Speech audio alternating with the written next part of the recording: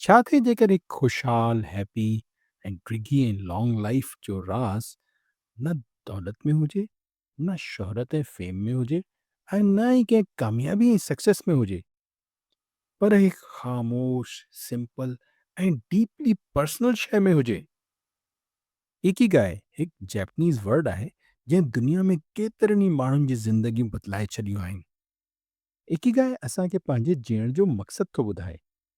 मशहूर जापानीज़ ॻोठ उगेमी जा रिहायशी दुनिया भर में हाईएस्ट लाइफ एक्सपेक्टेंसी यानी सभिनी खां घणी उमिरि जे लाइ मशहूर आहिनि। इहे माण्हू रोज़ाना सुबुह पंहिंजे हिकिड़ी मक़सद सां उथंदा आहिनि। इहे सीनियर सिटीज़न न कॾहिं रिटायर थींदा आहिनि ऐं न ई पोड़ो थियण जी परेशानी पालींदा आहिनि, बल्कि हे पंहिंजो हर ॾींहुं एनर्जी, ख़ुशी ऐं मक़सद सां था गुज़ारनि। ऐं इन जो राज़ आहे इकिगाई, जेको हिकु बैलेंस ऐं बामक़सद ज़िंदगी गुज़ारण जो पावरफुल आइडियो आहे। सो अचो त हिन पावरफुल लाइफ चेंजिंग एसेंस खे असां 4 सर्किल जी मदद सां था सम्झूं।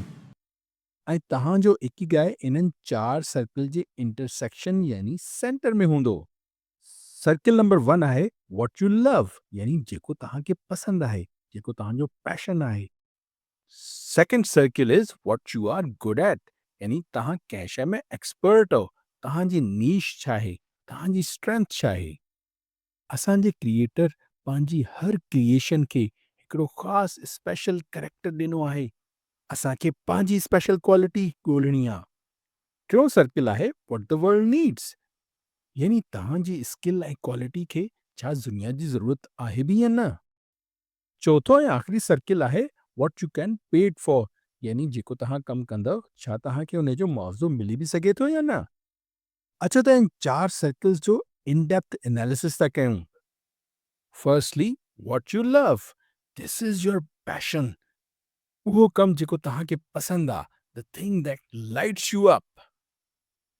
अब्दुल सत्तार ईदी खे माण्हुनि जी हेल्प करण जो इश्क़ हुयो ऐं इहो इश्क़ हुन जो मिशन ठही वियो।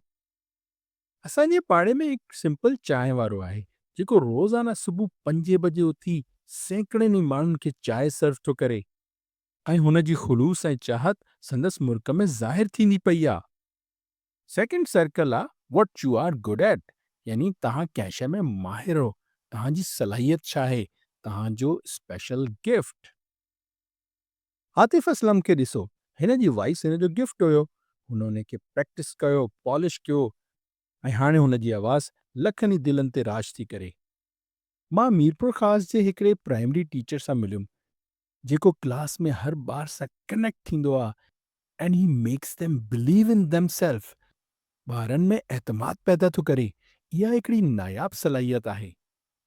इकिगाई जो टियों सर्कल आहे व्हाट द वर्ल्ड नीड्स। तव्हां दुनिया खे छा सर्व करे था सघो, तव्हां दुनिया जो कहिड़ो प्रॉब्लम सॉल्व था करे सघो या कहिड़ो गैप फिल करे था सघो। जीअं हिकिड़ो डॉक्टर मिट्टी जे परे जे ॻोठ में माण्हुनि खे सर्व थो करे, या को वॉलंटियर छोकिरो पंहिंजे ॻोठ जे ॿारनि खे ट्यूशन थो पढ़ाए, या का हाउस वाइफ जंहिं पंहिंजो होम बेस्ड बिज़नेस शुरू कयो आहे। इन्हनि सभिनी इहो ॾिठो त वर्ल्ड जी रिक्वायरमेंट छा आहे and they stepped in to fill the gap. Fourth circle चए थो what you can be paid for. Let's be very honest, असांजो पर्पज़ अहिड़ो हुजणु घुरिजे जेको असांजी पंहिंजी लाइफ खे सस्टेन करण में हेल्प त करे, ऐं तव्हांखे पंहिंजी सर्विसेज जी पेमेंट बि मिले। जीअं हिकिड़ो फ्रीलांसर आहे, बिज़नेसमैन आहे, टेलर आहे, फोटोग्राफर आहे, यूट्यूबर आहे। जॾहिं तव्हांखे तव्हांजी स्किल्स इनकम अर्न करे ॾींदी त तव्हांजी लाइफ सस्टेनेबल थी वञे।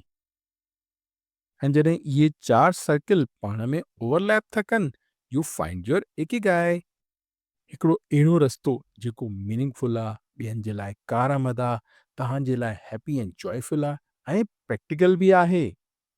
त दोस्तो, तव्हांखे पंहिंजो इकिगाई ॻोल्हण जे लाइ जापान वञण जी ज़रूरत न आहे।